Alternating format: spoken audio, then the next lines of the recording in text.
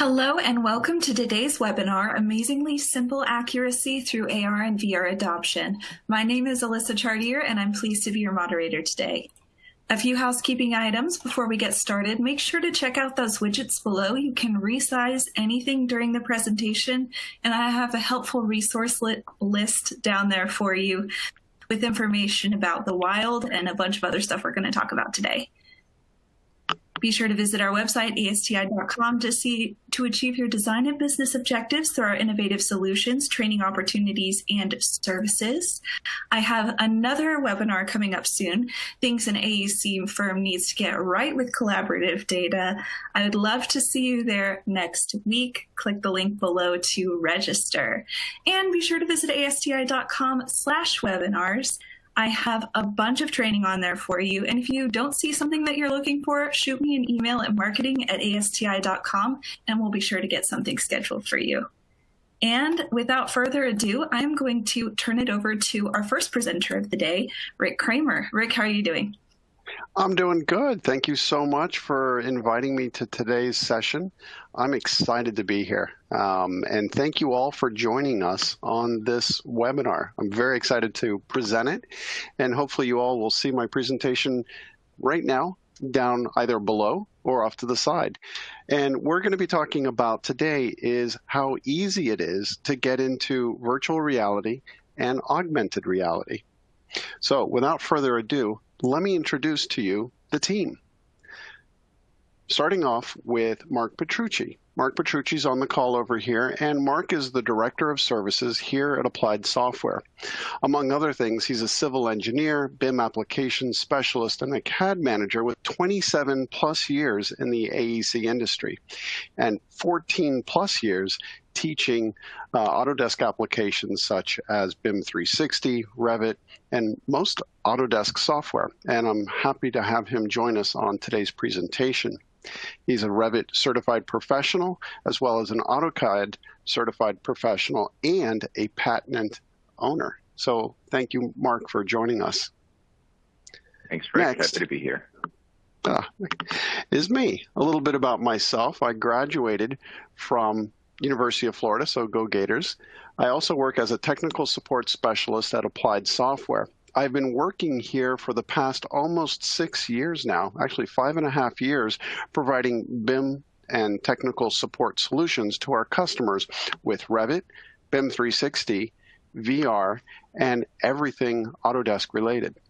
And one of the things that I am passionate about is teaching others how to work smarter, not harder, using the technology at hand.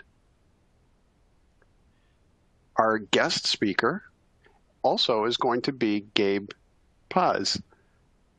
He's the CEO of The Wild, and he's the founder not only of this amazing application, but Gabe has over a decade of experience working on product teams and immersive software products for diverse companies, including Google, Samsung, Nike, AT&T, and Verizon. So welcome, Gabe. I'm glad you're here joining us today.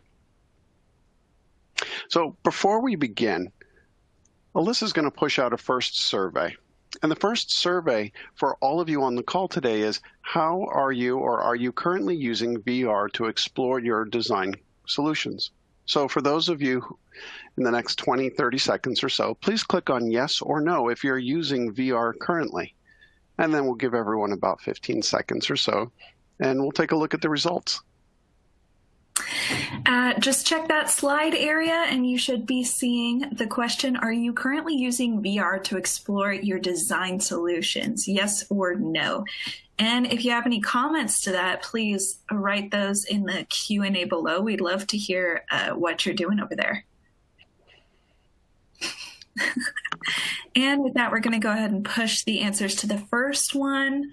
Let's see. All right. 60%. All right. Well, 40%, you know, that's really, really exciting. I'm glad to see that almost half of you on the call are currently using VR. For the majority, the 60% that aren't, this is going to be an exciting eye-opener. And also for the ones that are already currently using it, we're going to demonstrate another solution and solutions how to share VR with others for a minimal cost, giving it away a little bit on that second question. My second survey question is, how much do you think does it cost to get into VR? $4.99, $1.99, or $3.99? Go ahead and let's give everyone about 15 seconds on that. That's $4.99, $1.99, and $3.99. Alyssa, what do you think? I have a specific number. We have an Oculus Rift in our house, so I know what I'm thinking. But I will be interested to see what the answer is, for sure. Me too. Absolutely. You know, funny thing with this quarantine, I've been in VR for like hours at a time, going into different places. So yes, they're all over the place. And here's the great thing. So all your answers are correct. The wonderful thing about VR is that you can get into it for as little as $4.99, and we'll show you how to do that shortly in my presentation, up to $1.99 and $3.99. So all solutions are available to you. So let's take a look at the main description of this class. This webinar is going to show you how to use Autodesk cloud rendering tools and along with third-party applications to provide your users and yourself an incredible walkthrough experience. I'm going to show you how you can use these tools and enable them to explore spaces and basically explore the design before it's built. So let's talk about affordable solutions, VR solutions. Simply put, I want to show you and provide guidance on how to use 3 different processes to share your Revit model in virtual reality, using the following virtual reality headsets that start at $4.99, $1.99, and $3.99. Now, I want you to notice the one that's $4.99, you can actually use your telephone. Any smartphone will do. And you can actually experience the same using the devices that you already have. And that's the power that we're going to show you today. If you have any of the above headsets, you can slip your phone into some of these and experience it, or have a standalone headset, a off-the-shelf solution from Oculus, for example, with the Go or the Quest. So let's talk about where this all began. In the beginning, yep, that little guy is me. I started creating things and envisioning as a small child what it would feel like to explore spaces. And I believe the first VR headset, you got it, was this ViewMaster. Now, for those of you like myself, you would put in these discs inside the ViewMaster and be able to explore and see things in 3D. Low tech with great results. Fast forward to today's technology. Now we have the same experience, but much more dynamically experiencing spaces virtually and being able to collaborate with others using applications such as the Wild. We've come a long, long way in a short period of time with technology. VR is everywhere. If you go to one of the places like Dave & Buster's, there's a game called Jurassic World game, and they're all over the place, where you put the headset on and you feel like you're in that environment.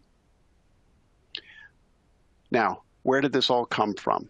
It started me with a movie enthusiast called Ready Player One, where the actors were basically transported into a unique location, into a 3D world. So that started me thinking, how am I going to gather everything about virtual reality and gaming and movies into one? So I woke up one morning and I thought about how powerful is the number 3. You might be wondering, what does 3 have anything to do with it? Well, it's everywhere we look. In simple math, the very first thing that we learn is 1 + 2 = 3. In simple geometry, we know the isosceles triangle has 3 sides. If we start to look at the colors that we see in everyday life, red, green, and blue, they're comprised of 3 colors. Those 3 primary colors is how we see the world. So you start to see a pattern here of 3 things. The 3 great pyramids. Our 3 great X, Y, and Z axis in AutoCAD. So I started to see this pattern everywhere, including my favorite movie, The Three Amigos. So you might be wondering, let's talk about our 3. Our 3 are the following: creating, distributing, and viewing. So based on those 3 things, we're going to take a look at how we can use creating, distributing, and viewing to put together a virtual reality for ourselves and others to enjoy. Our first objective using creating is using Autodesk's cloud solutions to create and share VR experiences. This is where we're going to go through and be able to utilize the software at hand and the hardware solutions on the cloud to enable people to basically experience the space for free. Our objective 2 is to learn how to bring stakeholders into a virtual meeting using this technology. And our last goal of viewing is learning major benefits of using VR. Then we're also going to show how to share VR with others for little or no cost.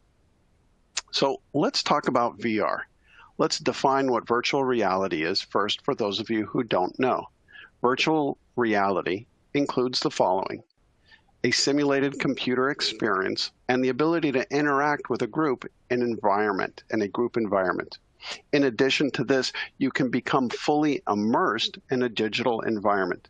That's what it means to become using virtual reality. And finally, interacting with others using sight and sound pushes the boundary between virtual reality and our real reality. In comparison, if we take a look at augmented reality, and you see a lot of people talking about the difference, and they use interchangeably AR and VR. They're 2 different things. In augmented reality, you have a blending of the virtual reality and the real reality that we're in. For example, these 2 construction workers are overlaying using a HoloLens and an application to basically overlay the BIM information of a model to understand where those pipes need to be in the virtual and real world. That way they can make modifications on the drawings as needed. This gives them a heightened sense of experiences of spaces and an enhancement of the real world. It also includes real-time interaction. The nice thing about this augmented reality is that you're able to walk through a space and really physically touch the physical environments, but then also go through, for example, and let's say spray paint exactly where these things are supposed to be placed. Augmented reality is quite amazing if you ask me, and it also accurately registers 3D elements, virtual and real, blending the 2. So let's talk about how we do this. Our first step is creating, using our primary authoring tool of Autodesk Revit, any version of Revit. In this case, we're using Revit 2020. In this case, you'll need to start by creating a model. And that model over here in this presentation, I'll show you how easy it is to create a 3D space. Now, for example, we have over here a sample project that we're going to be looking at, and in order to create a 3D view, all I have to do is drop a camera. This digital camera allows me to gain a perspective of the model in a virtual environment. And this is the very initial step for every virtual or augmented reality, is to understand your model from a camera's perspective within Revit. After placing the camera within the view, we start to look at what this looks like in reality. We can start to expand our window in Revit to understand what that view looks like. That way we can gain some insight of what the model looks like. At this point, I can use some of the tools that are inherent built into Revit to basically navigate and look around and navigate my way through the model. Now, again, this is a complete one perspective view inside of Revit. This will gain me the opportunity, though, to go through and set a default view, in this case in Revit, where I can start to use outside tools such as Bim360 and Autodesk Cloud Rendering. One of the things that I like to do is I like to place one of these views as a default 3D view. That way I can dedicate my views within the drawing and in the project browser for 360 views. As you see here in this little video, I've dedicated a view type to 360 views. This makes it easier for me to navigate to the specific views that I want to publish to others. Over here you see that I have my 3D view, and I'm going to call it VR. In this case, the VR from the main entrance. And this gives me the opportunity again to hone down on just one or more views that I want to share with others. All I have to do to start sharing this with others is synchronize. And this will start to synchronize using included Bim360 Design. Now, Bim360 Design is not included in Revit. That's an additional service. But for those of you who want to know more about that, feel free to reach out to us, and we'll get you all the information that you want on Bim360 so you can work remotely as well as share these views with others. And that's all we have to do. Over here, I'm synchronizing that to the model. And then from there, I'm able to share this. Let me just fast forward a little bit with Bim360 Cloud Rendering. The cloud rendering tool that I have here enables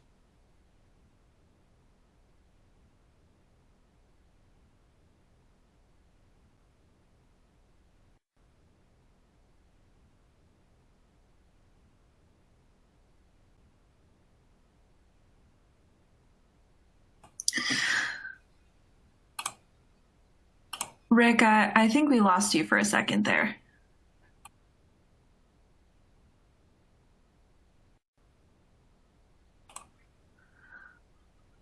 All right, ladies and gentlemen, hold on a second. We lost some audio here.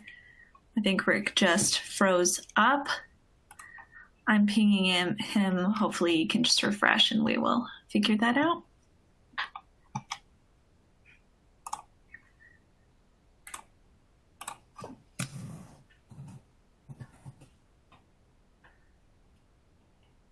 And one more second. Alyssa, Yes. I just spoke with Rick. His computer had died, so he's restarting, and he'll be up in just a minute. Still restarting. I've gotcha. All right, but while we're waiting for Rick, it happens to all of us. Let's go ahead. I saw some of you put in an answer for this poll, but I want to see what the rest of you are up to. So I am putting this poll back into the chat. Are you currently using VR to explore your design solutions? And click yes or no. Let's get a conversation going around that. If you are, I want to hear what you're doing.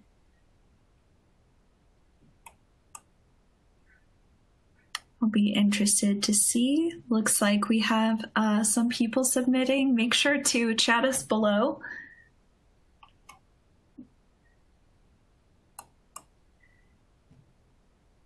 And just for the sake of buying a little more time here, Mark, how are you perceiving the adoption of VR and AR to be going? Because I know we've talked about that before, but I'm interested to hear your thoughts while we wait for Rick. Sure. Yeah, my first experience with VR was probably about 4 or 5 years ago, and I was at an AU event and put on a pair of VR goggles, and that particular booth showed me inside of a warehouse.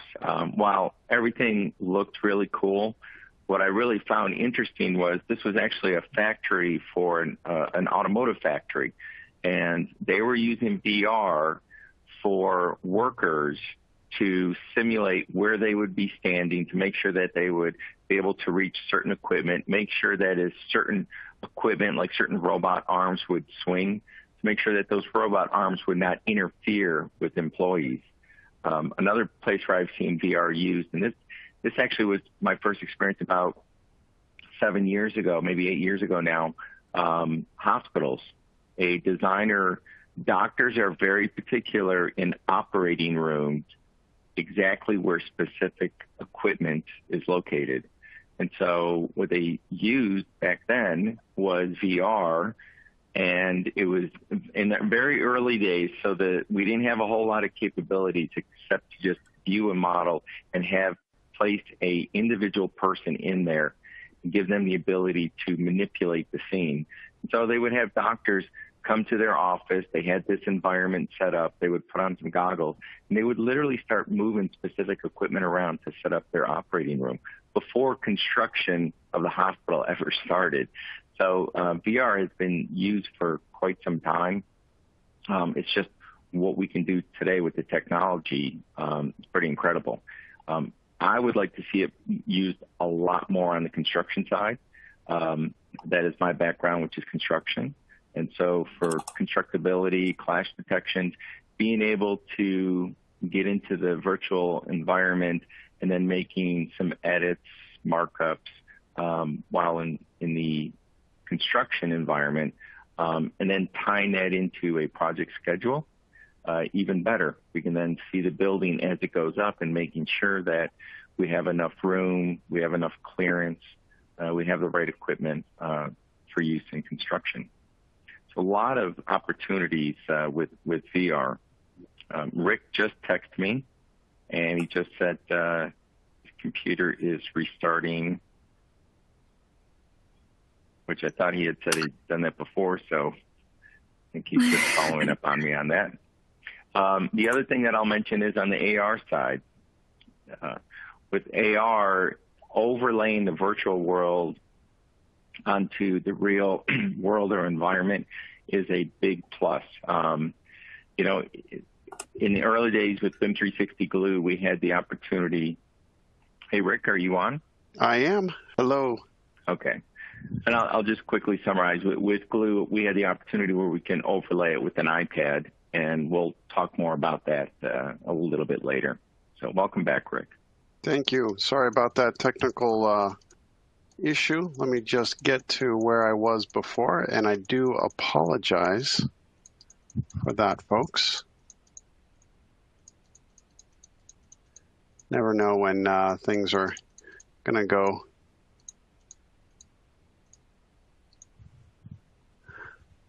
All right.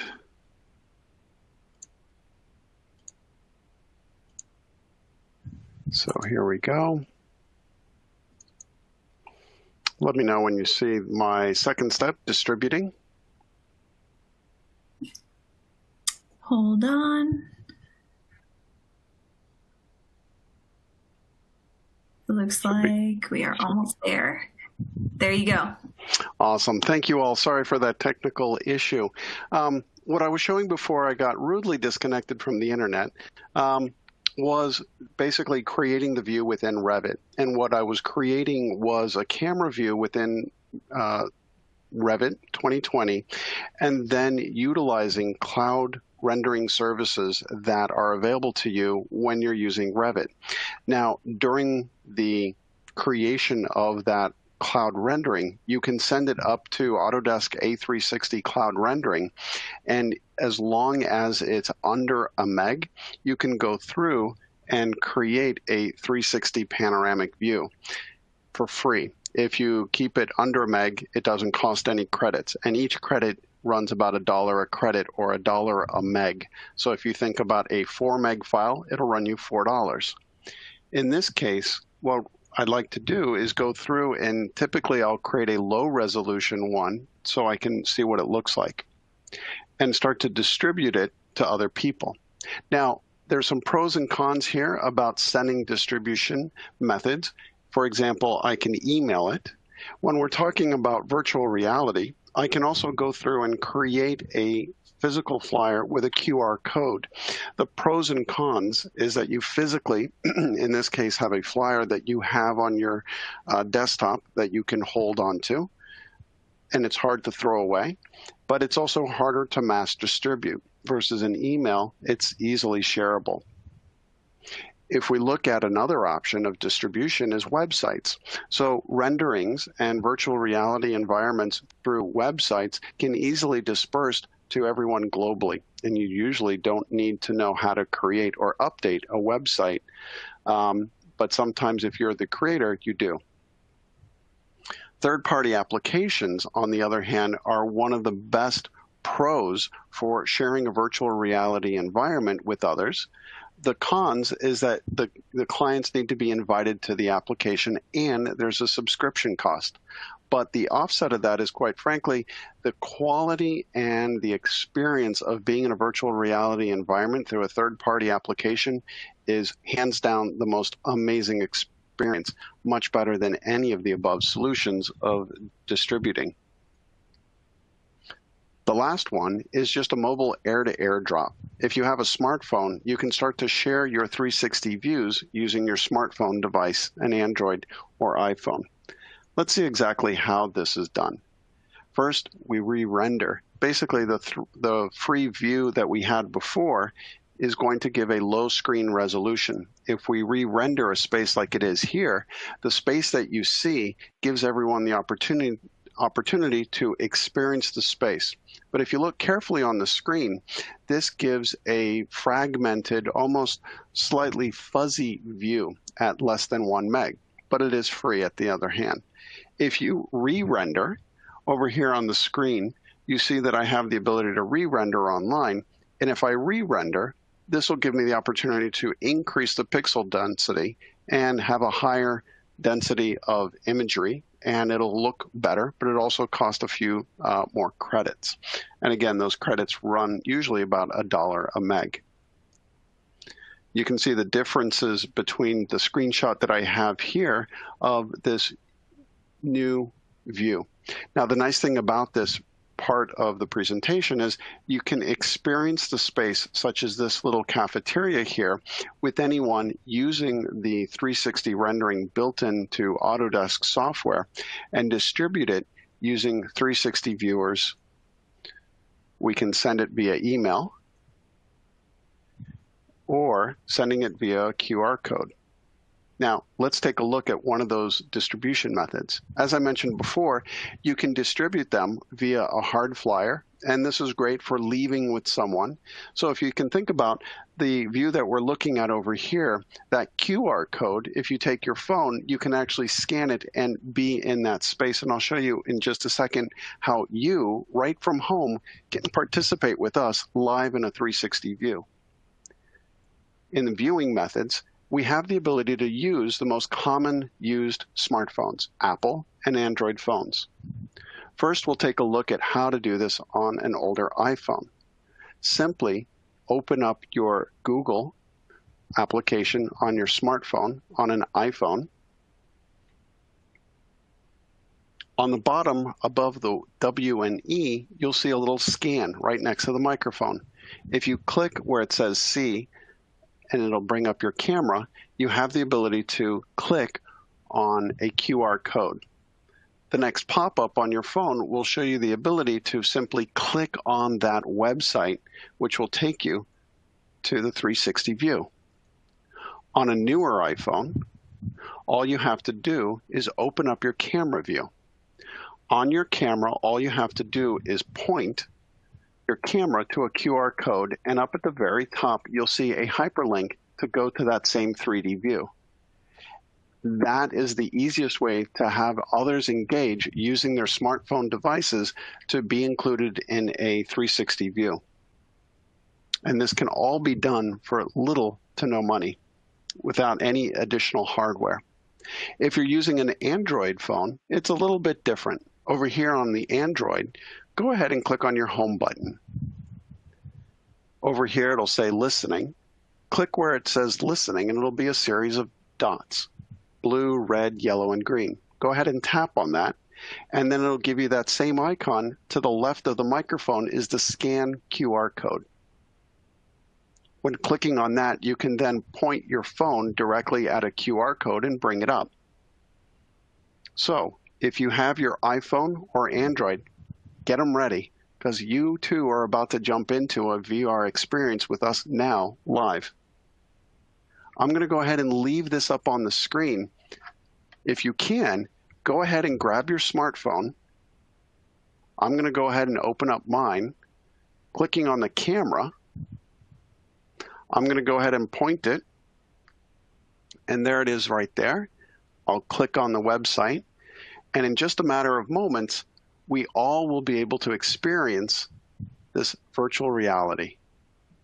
Now, what's nice about this is all of you from around the globe listening to this webcast or watching it recorded can simply use that QR code to basically use your smartphone devices to experience a VR space. How amazing is that? No emails, no hard flyers, no hard paper copies or anything, and we're all keeping our social distance.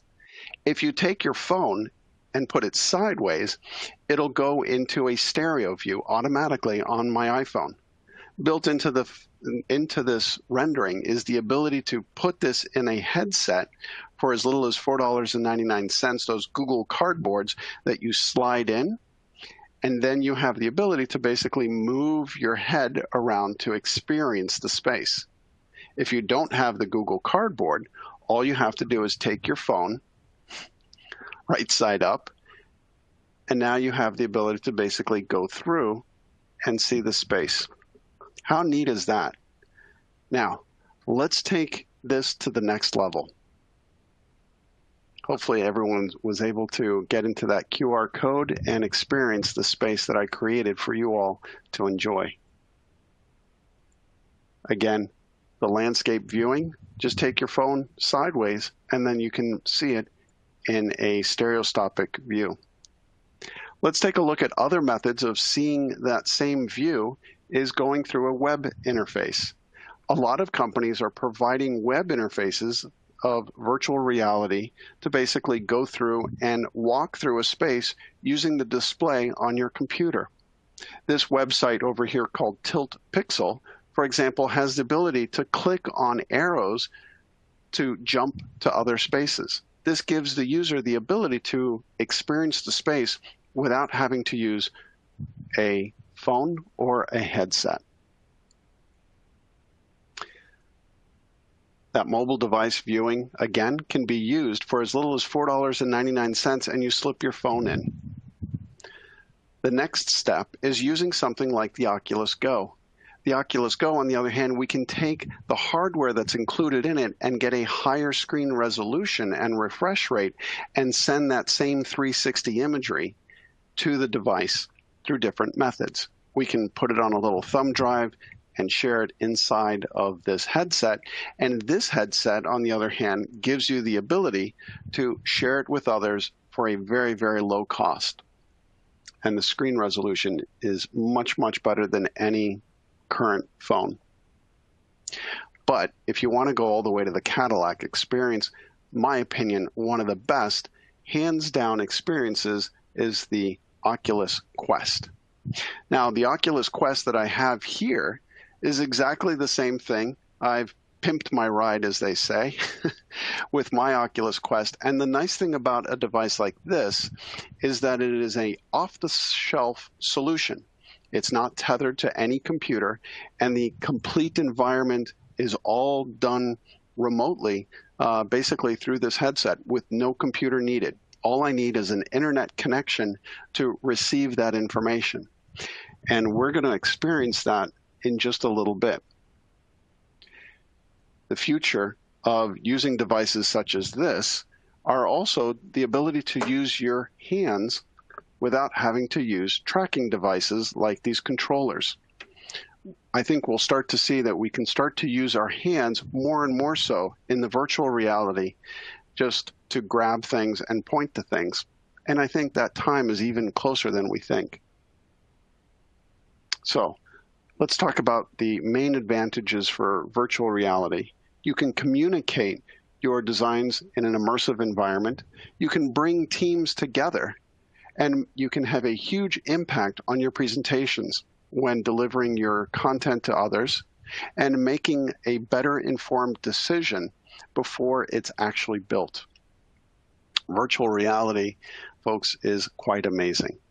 One of the most amazing tools for this that go hand in hand with virtual reality is the ability to, for example, easily integrate Revit SketchUp and Bim360 in one application, in an application that also introduces cross-platform support such as HTC, Oculus Rift, Oculus Quest, Windows, and a mixed reality. We're looking at, in this case, the best tools out there that include everything, plus sketching tools, remote collaboration, speech to text, and an inspect BIM data. For me, this is like the grocery list of all the things that I want in a VR experience. Integration into Bim360 Design is of utmost importance in my workflow. Using Bim360 Design and Revit, I'm able to share my designs with my construction team, as well as my VR team using Bim360 and a solution that I'd like to talk about called the Wild. And to introduce the Wild is my friend Gabe, CEO of the Wild, where he'll go through and show us how easy it is to navigate inside the Wild. And then I'm going to join you all in virtual reality inside my headset. And Gabe is going to bring you along with us. So, Gabe, go ahead, take it away. Oh, thanks a lot. Okay, so yeah, I'm Gabe, founder and CEO of The Wild. I'm gonna show you a little bit about The Wild and show you how easy it is to get started today in virtual and augmented reality. So The Wild is really built around this idea of allowing teams to do their best work from anywhere in the world.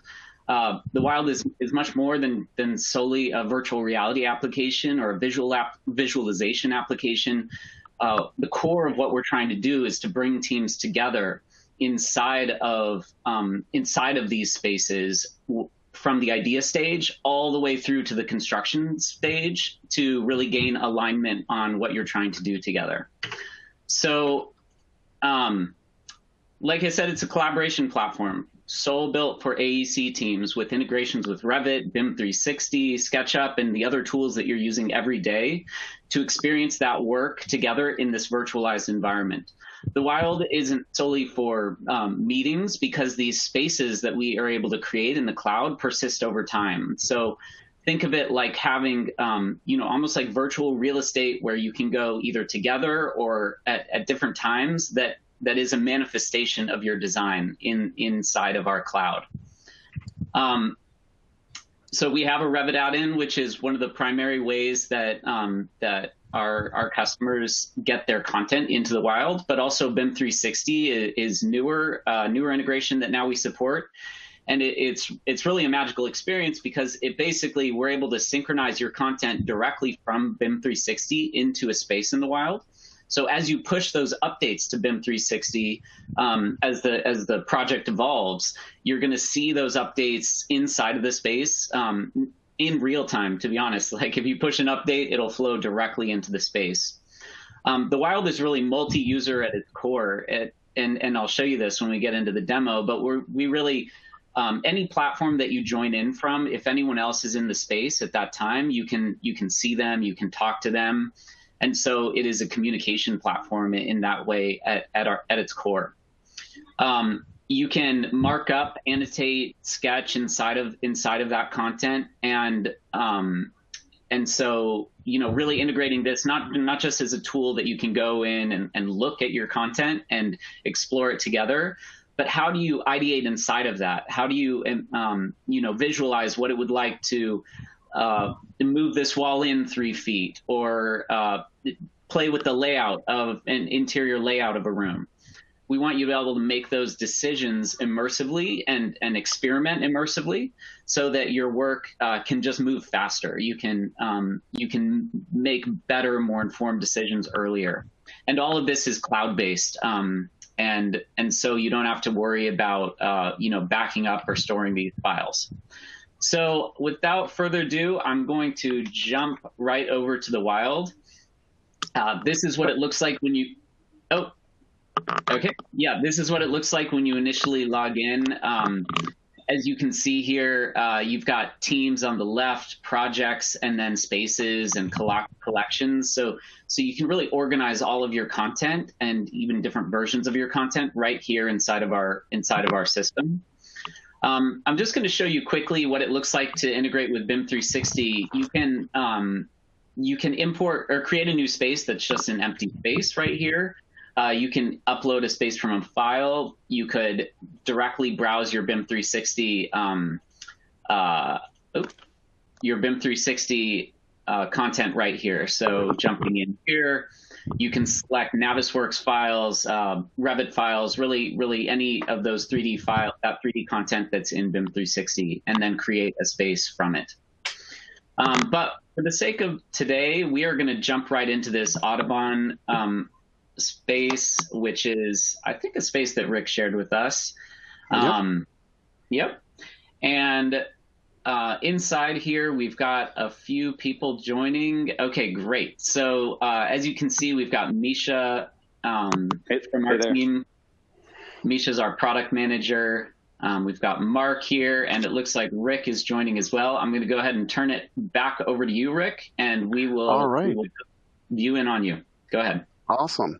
Thank you, Gabe. Thank you for joining us. Hopefully you all are seeing what I'm seeing. We're in this virtual environment, a conference room that's amazing. And on top of the tabletop over here, what we're looking at is actually my design.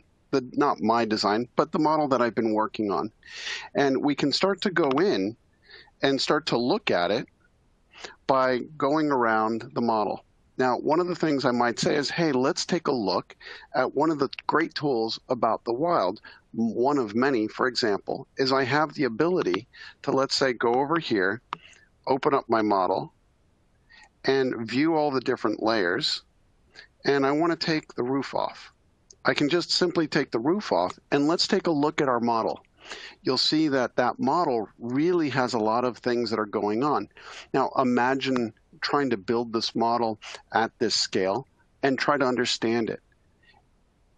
I wish there was a way we could go through and start to go through and navigate inside that space. Well, there's a very, very easy way to do this. All I need to do is basically invite others to this area. And one of the nice things about this that, Gabe, I don't know if you mentioned or not, is the fact that if you don't have a headset, you can invite others to participate in the project, and they can use their desktop to basically go through and view this along with you. Yeah, so you don't necessarily need the hardware. Go ahead. We're joining in right now, and we are all looking in on you from just a regular Windows computer in the 2D mode, and that's how everyone is joining in and looking at Mark and Misha, who are all in VR headsets. Right, and so for example, over here, I'm going to go back and turn on the roof, and I'm going to go down in here and join everyone in the space. Hey, Misha, how's it going? Hey there, pretty good. How are you guys doing? Good. So now Misha is joining us all the way from Portland. Mark over here that's in orange is all the way in Georgia, and I'm over here in Florida. Now, the wonderful thing about this is the amazing experience of walking through the space is that we can start to use tools. So, for example, I have an idea, Misha. I'd like to go through and create a trellis. Can you create a trellis in VR here so we can kind of see what that would look like?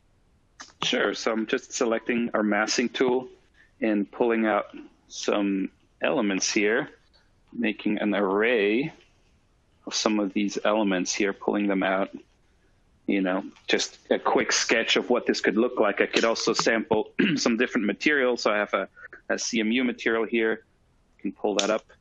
You can put in some columns, and this is just, a quick way to ideate, make some additions, see how a space would feel if we move some of those elements around and create in real time, and everybody can see what I'm seeing, and we can, awesome. Have a quick ideation session. And he didn't even go into Revit. This is all done right through the application. This really gives you the opportunity to go through and experience the space. Now, let's go through and actually start to look at some of these elements. So, for example, one of the things I can start to do within this environment is use the smart capabilities of Revit's information. So for example, if I wanted to go through here and I wanted to take a look at the information, I have an inspect tool. I don't know if you guys see the inspect tool over here, and what I can simply do is point to an object and bring up that information. So over here, I see my system panel and all the information. If I had a cost associated with this, I'll be able to see that. And I can now bring in the BIM information that's included in my model. So all the parameter information over here can be included. So I can start to go through and look at materials, identity data, dimensioning, anything of that nature. So to me, this is quite exciting. Let's go through and explore some more of the spaces inside. I'm going to basically start to go through here and now go into the lobby area. And in the lobby area, I'm looking around and I can start to envision some of these spaces. If we wanted to, we can even bring in 3D content.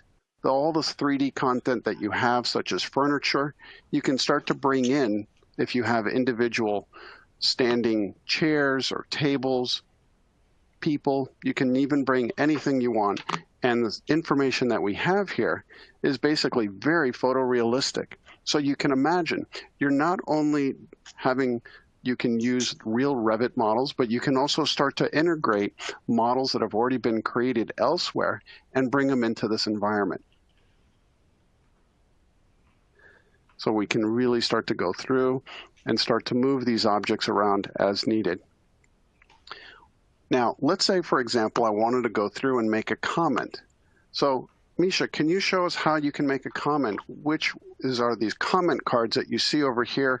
There's a comment card, and the nice thing about the comment cards is one thing is to experience the space and walk through it. We also have the ability to comment and make these design issues available within the model. And as part of the environment, we can also export out these comments out of the model into a file format that can be shared outside of the environment. So I'm just going to select the comment tool, move over here where I want to make a comment, and just use my speech to create a comment. This does not look right. And I release, and in an instance, I have a comment with my avatar. So if anybody comes through, they can see exactly the note I left.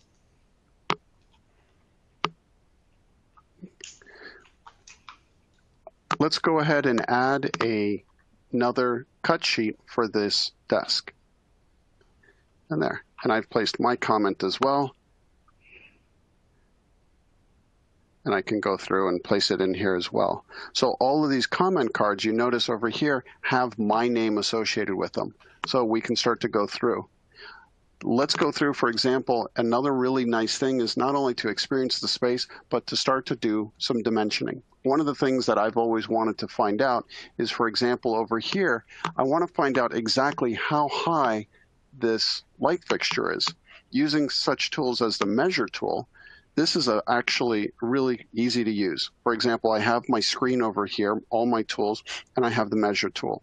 I'll simply click on the measure tool, and then all I have to do is point to the object that I want to measure, and then go straight down and click. There it is. I have 8 feet clearance between myself and the bottom of that fixture. You notice over here, Misha's doing another one that's 11 feet to the top of the ductwork. And if we wanted to get overall dimensions of the room, it's just as easy to point this from ceiling, from side to side, and it's 54 feet 6 inches. How amazing is that? This really gives you an opportunity to understand the space with a 16-foot tall ceiling. I can really start to understand the space and see what it's like. Now, this model is just one model that we have created and I've shared on Bim360. We also have the ability to take a look at other models. Models can be created in SketchUp, and they can be very, very photorealistic. Misha, do we have a house that we can take a look at that you can bring us into? Let me just pull up my content library where all my content lives, all my spaces. And as you said, we can seamlessly move between these different spaces.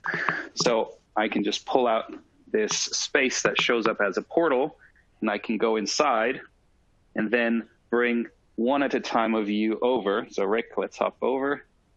Awesome. Bring everybody here. Mark, want to come over? That's, Here we to are. me, the most easiest way to bring everyone in. It's like a magic show. He takes this frame and puts it over us and brings us into another space, into a whole different model. And over here, we can start to envision this model that has baked lighting. Let's go ahead and take a look inside here.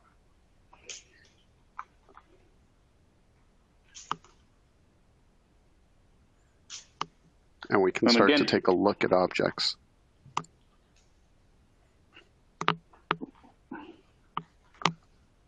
Let's bring in some furniture maybe. We can also, so we support a variety of file types, 3D models we already showed. We can bring in images, but also videos. So let me actually pull up one of those.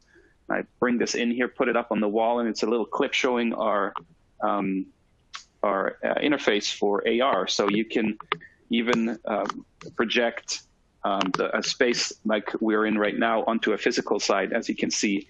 And you can still see the people in a space, whatever they're doing, you can communicate with them and have a review right on the site.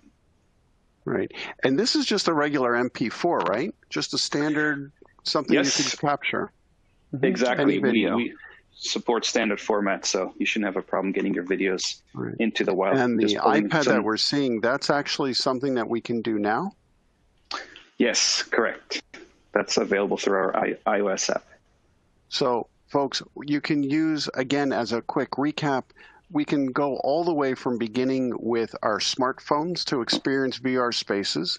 We can use websites to experience spaces, and headsets such as, the Oculus. I'm not an Oculus Quest.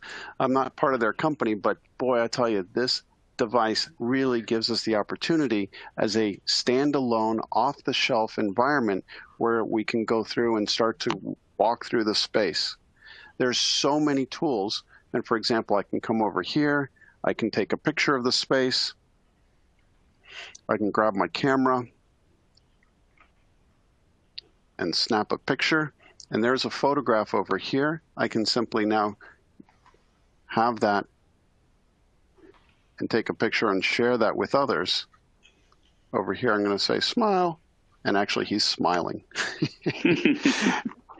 And this image is actually something that everyone can now share in this environment. So it really gives you an opportunity to be very immersed in the environment and understand it. And bringing in content, we can even bring in three-dimensional content. So for example, I think we even have a light fixture. If we wanted to hang a light fixture over this area on the stair, we have a light fixture that is brought in, I believe, even from SketchUp. And there it is. And so we can start to experience that. And maybe we want it supersized. We want it really large. It comes in 3 different sizes. We want grande size. There we go. Because it's fully parametric and photorealistic, we can really understand the space as if we're there. This is really, really amazing. So, and if we don't like something, for example, this photograph, I can just grab it and throw it away. So that's always nice to do. So with that, I just wanted to give you all a quick demonstration of possibilities of going through different environments. So I'm going to say bye for now, Misha. Thank you very much for showing us around. For sure, my pleasure. See you later. Awesome. So now I'm back here in the reality of the real environment.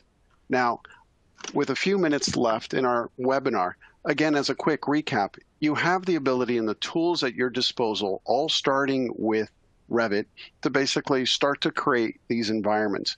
You can share them with others using QR codes, websites, or headsets such as the Quest, along with applications like the Wild, which to me integrate one of the best solutions for integrating solutions with people coordinating in a space, communicating design intent, and also experiencing a space, all done in Revit and Bim360. So with that, I'm going to leave and ask you all, if you have any questions, please put your questions in the chat window, and myself, Mark, or Gabe would be happy to answer. And thank you all for joining. And Rick, it looks like we have one right out the gate here. What's the process for baking lighting? Okay, that's a very good question. Gabe or Misha? Sure, I can take that. So there are multiple workflows for baking lighting depending on what your team already uses. So common is 3D Studio Max. A lot of architecture teams have a visualization team that is already working in 3D Studio, and you can bake lighting there and then export that. We recommend using GLTF coming out of there. It retains a lot of those PBR materials that you can apply in 3D Studio, bake down the lighting, and bring it all over to the wild. Awesome. Great question. All right. Thank you for that question. Don't forget to put those in the chat down below. Another one is, what kind of files can I bring in from Bim360? Okay, I guess I'll take that as well. So really any of the 3D, I believe it's any of the 3D file formats that are supported in Bim360 docs are supported inside of the wild. So if you can browse it there, you can bring them in. So Navisworks, of course, Revit are two of the common ones, but I believe you can bring in like FBX files or other sort of 3D files that you have in there as well. Mm-hmm. Yeah, most common files types that I always see people use, I'm sorry to interrupt, are going to be the Revit native files that are in 3D or Navisworks files, because that's part of the construction workflow, which go hand in hand with Bim360 Design and Revit and Autodesk applications. Exactly. Gabe, I have another one for you. How do you access Revit files in the wild? Yeah, good question. So it's a plugin inside of Revit.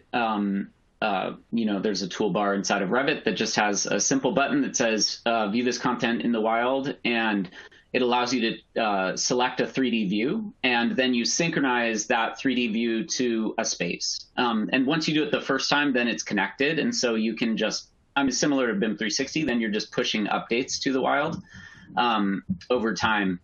And but it all happens inside of Revit. You don't have to be necessarily like moving back and forth between the two applications. That is fabulous. And Rick, maybe you can answer this one. How many people can be in that space at once?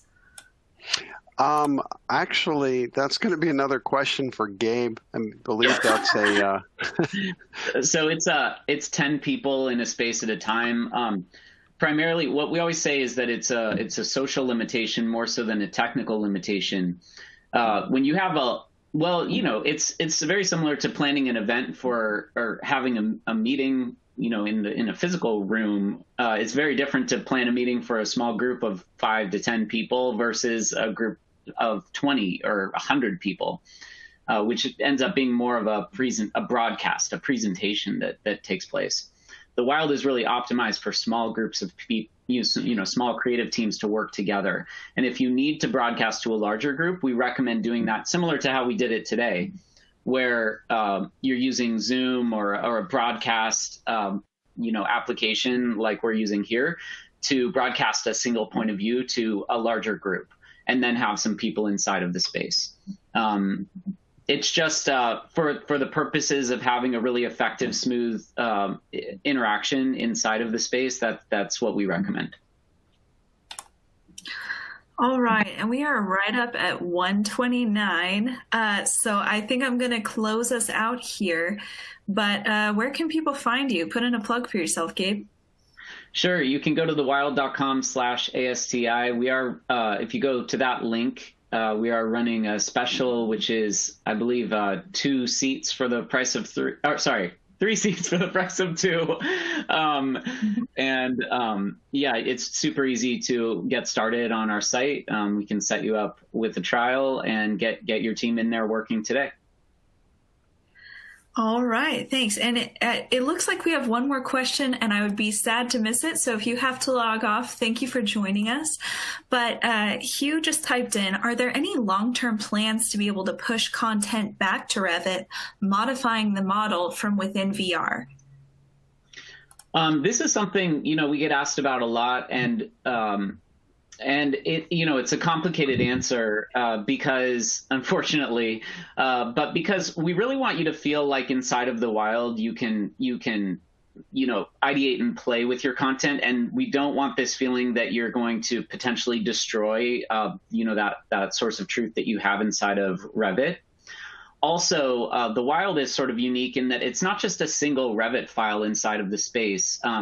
You can actually bring multiple pieces of content, like a Revit file, a Navisworks file, individual FBX or GLTF files, and aggregate them all inside of the wild. So at this point, we're we want to hold true to this format of allowing each of the applications that connect to the wild to be the sole source of that content coming into the wild, and to not like intentionally push that back. You can create notes, you can ideate inside of the wild. And if you want to, you can actually export an entire space to a 3D file to use as a reference. So a lot of times if you start with a blank space and do a massing study or something inside of that space, you don't then just have to completely redo that inside of Revit or SketchUp. You can export the entire space as a mass and then start with that as a reference design. Fabulous. I love it. It was great checking it out today. Thank you, Gabe. We appreciate you. Thank you. And thank you to Rick, Mark, and Misha as well. We are going to go ahead and close it out. Thank you, everyone, for joining us today. We appreciate you spending your time with us and trust it was meaningful and impactful for you and your business. I look forward to seeing you on a webinar next week. All right. Thanks, everyone. Bye.